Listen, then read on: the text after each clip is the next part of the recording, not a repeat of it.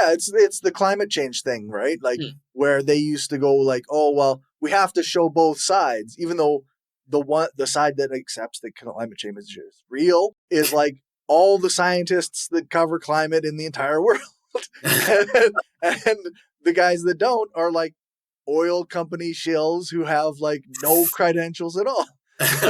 It's so funny you say that, because I had an awful comment conversation with, so I made as well as my sort of streams, I do like little mini videos basically on just the odd topic. Usually it's just like a vlog type sort of, I don't want to say ramble, but basically I just freeform me saying my thoughts, but sometimes I do like more scripted. Anyway, I did one on Nigel Farage's party, Reform UK, who are far right and awful.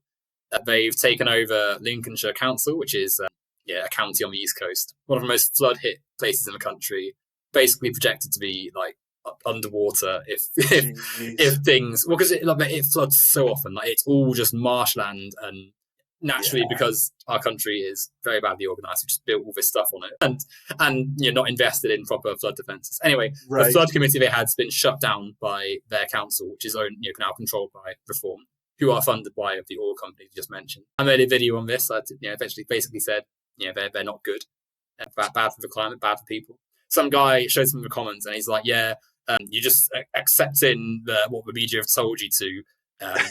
You got to always question the science. And I'm like, well, the scientific consensus is that climate change is real. There's I've put some sources in the description. Well, those sources aren't the truth. Here's some actual ones, and it's like the sources he listed were discredited former climate scientist, Trump aide who also worked for BP, and some like military contractor, and then like some climate scientist who wrote an article like saying it's tricky to publish stuff sometimes because you've got to tailor stuff to like a media climate.